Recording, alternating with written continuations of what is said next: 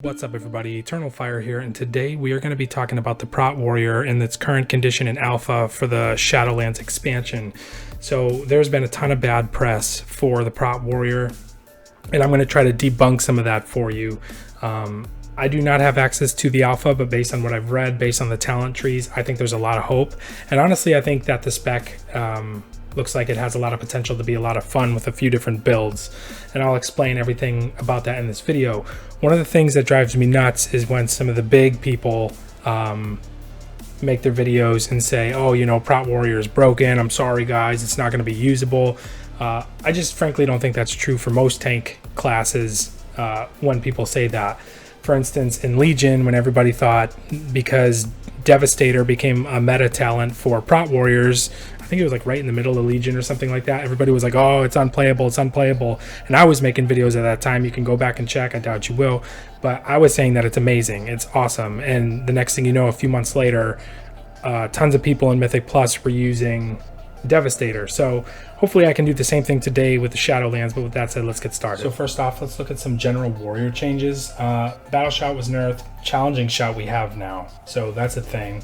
Taunts all enemies within 10 yards to attack you for 6 seconds. So this is going to be awesome in you know, particular situations where you're picking up a lot of AoE ads on the fly, or you know, skittish affix in Mythic Plus. And Prot Warriors now get Execute. So 20% when the enemy is 20% health or less, you can now use Execute. And the beautiful thing about this, which I think is just going to make it feel so good, is Execute now has a chance to reset the cooldown of Shield Slam. So it's going to feel really fluid on a Prot Warrior. Another just side note that I'm really excited about is if your arms are Fury, you have Ignore Pain, Intervene, Shield Block, Shield Slam, Spell Reflection. So you're going to be able to be that emergency off tank again, which I think gives a lot of the like original feel back to the, you know, the warrior in general. So I think that's a lot of fun, and I'm excited to be able to, you know, come across those situations where the tank dies and you can just jump in and be the hero. We have Whirlwind now as Prot Warriors, and first off, if you notice, it's up to 5 nearby enemies, and Ravager down here is 8 enemies. So Blizzard is trying to reduce the amount of just massive pulls, pretty much due to the Mythic Dungeon Invitational, where they're just pulling stupid amounts of enemies. And so they're trying to kind of cut back on that by reducing the amount that your AoE abilities can do to a certain number of, you know, bad guys. So we have Whirlwind now, which I think is just going to be a filler, you know, on AoE pulls. We have Shattering Throw, which increases your, it removes any magical immunities and deals up to 500% increased damage to absorb shields. So that's going to be awesome. We used to have it, they took it away, now we got it back. You know, it's going to have niche uses. Double Time and War Machine are now part of our talents, and then Ravager strikes up to 8 enemies and was nerfed slightly in damage. So now let's talk about the talents, which is where the majority of the Prot Warriors changes are. It's the reason everybody's crying on Twitter. And so we're going to start at the beginning, and I'm just going to go through it and tell you why I don't think it's bad at all. So first off, you have War Machine and Punish really is the viable options here. War Machine, I think, is going to be probably great in the beginning of the expansion, especially because typically in the beginning of an expansion we suffer with rage generation. We really struggle with that. So this is going to help that big time. So, or if you're a, you know, you're a Prot Warrior, you're newer to it, whatever, and you're having trouble with rage generation, this is going to be a great talent to take. So your auto attacks generate 50% more rage, and killing an enemy gives you 10 rage as well, and on top of a movement speed increase, which is just a nice added bonus. So if you struggle with rage generation, I think in the beginning of the expansion, this is probably going to be a go-to talent, which is really nice because we didn't have it before. So it's actually a plus for the Prot Warrior. And then later in the expansion, typically I find rage generation doesn't become a problem because our haste is increased, so we're getting more rage more often from using Shield Slam and whatnot. So now, once you're not struggling with rage generation, you really don't need, you know, War Machine necessarily. So you can go to your damage increasing talent, which is Punish. Increases your Shield Slam by 20% and also helps you mitigate damage against your target. So I think that's really cool. You know, in different situations at different times throughout the expansion, these talents could see a lot of value. And the next tier we have just utility, another charge to charge. Rumbling Earth hasn't changed, and then Storm Bolt is probably going to be your go-to, especially in Mythic Plus, which is, like I said, I focus on. In the next tier, you have some interesting options. Best Serve Cold got a really nice buff. In my opinion, it's a really nice buff. I'd actually consider using it. It just baseline does 20% more damage or 50% more damage when it procs from a successful dodge or parry, which happens quite often. If you play Prot Warrior, you would know. So I think that could make using Revenge feel better, having that talent, but I doubt it's going to beat out Devastator. And then let's just mention Dragon Roar. For certain situations, it could be nice, reducing your enemy's movement speed by 50% for 6 seconds, as well as doing a large amount of AoE damage. Yeah, I think this could be, you know, niche situations like, let's say, Necrotic Week. You can just pop a Dragon Roar, Heroic Leap away, and you're gonna, you know, be able to get a lot of space in between you and your enemies while you're waiting for your necrotic stacks to fall off. You know, so that could be a nice utility ability, as well as, you know, a nice damage. Devastator is the same Devastator, but it's in a different tree or talent row. I think this is going to be really nice. I think it's going to feel good. I've always liked Devastator. So I think this could very well become a go-to talent. And then down here we have Crackling Thunder, which increases the radius of Thunderclap, which I think is going to be the default because of Unstoppable Force, which you still have, by the way, and we're getting to why everybody's crying. But I think that's going to be the go-to unless you have a fight where you have high mobility, then you might, you know, or require high mobility, you might take Bounding Stride. Or this is the one of the talents that changed a lot, and I'm really excited about it. So Intimidating Shout will knock back all nearby enemies except your primary target and cause them all to cower in fear. Before, it just caused your enemies, instead to run away from fear, they just cowered in place. So now it knocks them back. So now we have a knockback ability, a knockback utility. And I think that's going to offer some awesome opportunities, especially with the fixes in Mythic Plus like Sanguine. I think it's going to be really helpful, and it's going to be an awesome talent that you can take when you need it. You're not going to need it all the time. I know we don't use Intimidating Shout all of the time, but in those certain fixes, you know, in certain weeks, it's going to be awesome to have. It's going to be a lot of fun, and I think it's just going to make the Prot Warrior feel better in that regard, being able to bring more utility to the table than just like Storm Bolt and Shockwave.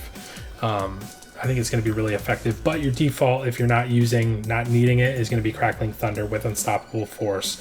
And the next talent we have our Bolster, which we used all of BFA. We have Never Surrender, which I'm pretty much confident we're still not going to use. And then we have Indomitable. Oh my goodness. Do you remember in Legion our legendary bracers? Well, this is that. We got our legendary bracers back. It increases your health by 10%, and every 10 rage you spend, you heal for 1% of your maximum health. So, I mean, this was huge in Legion. This was like an absolute must for Prot Warriors. You know, you could solo stuff if you played, you know, properly. So getting this back just makes me so excited to continue to play Prot Warrior, because with the legendary bracers, which is Indomitable now, they've increased the quality of life of Indomitable so much, but added to it in a way that I frankly just can't resist it in this talent tree or row. There's gonna be fights where you're beating your healer in healing numbers, and I mean, other than beating your DPS and DPS numbers, what's better than that? So now this is the row that everybody's crying and sobbing and writing to their mothers about. So Into the Fray used to be up here where War Machine is now, and it's been nerfed, and basically we're not going to take it, just stack more haste, right? Booming Voice didn't change except for where it lives. It's now here, and Unstoppable Force also moved. So the thing everybody's sad about is you used to have Booming Voice, Unstoppable Force, Anger Management. That's what we've used all of BFA, and now you can't have all three, you can have two. Oh my gosh, cry me a river. I'm sorry. It's just, to me, it's ridiculous. Yes, it is unfortunate that your demoralizing shout will no longer generate 40 rage and increase your damage, but you still have anger management, and anger management was also nerfed. It only reduces the cooldown on avatar and shield wall, but let's be honest, you know, the damage mitigation is nice from demoralizing shout. You're still going to get it every, 45 seconds or a minute. You know, you're still going to get it, but it's just not going to be on the anger management where it's up, you know, every 15 seconds. Okay. So basically what you're going to want to do is you're going to want to run Unstoppable Force. So you're still going to get to use Avatar and still going to get to spam Thunderclap. That's not going away. That's still here. So you just don't get to use Demoralizing Shout, you know, Avatar Demoralizing Shout on your target. You're just going to be using Avatar, but you still get your Thunderclap spam that feels great, and Avatar is still on anger management. So you're still going to have it up on a fairly regular basis, especially since you're going to be dumping so much rage as much as you can, so you can heal yourself with Indomitable, right? And then if you have War Machine, you're not going to have any problem spending rage, healing yourself, and using Avatar on a regular basis, so you can spam your Thunderclap and just be, you know, giddy as can be. I just don't see why people are so upset about it. I really don't. You know, this is the one reduction. Yes, it's nice having Demoralizing Shout up every 15 seconds, so you can have that damage reduction and damage increase, but we also have Execute now, and the primary damage we're getting is just from Unstoppable Force with our Avatar damage increase and our Thunderclap spam. And then Shield Wall is also in anger management, so that's nice as well. So I don't know, I don't see what the big deal is. I don't see why people are so upset. You know, yeah, we don't have these two things, but honestly, just stack more haste. We've always done it in the past. It always works out. And if you're lacking rage, go with War Machine, not Punish. Until you don't need rage, then use Punish for more damage. And I think Devastator is going to be fun. I do, because I use it and I know. Boom. What's broken? Why are people crying about this? Because it's different. People don't like change. They're resistant to change. But honestly, I just laid out a bunch of reasons here why I think Prot Warrior is going to be viable and a lot of fun.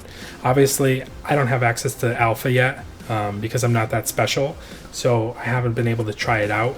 But I'm very much looking forward to being able to play beta and, you know, just having fun with it. And at the end of the day, I'm not, you know, world first pusher. I do, you know, 17s and 18s. But I think this is fine. I think it's totally fine. I don't mean to ramble now, but, you know, it drives me nuts when those people are like, okay, guys, you know, unfortunately, Prot's not a thing anymore. Well, they're just wrong. So I hope that this video brought some positivity to your favorite spec, being Prot Warrior, and some hope, because I think it's going to be completely fine. So if you guys like this video, leave a like, comment, and subscribe. Thank you for watching, and I will see you on the next one.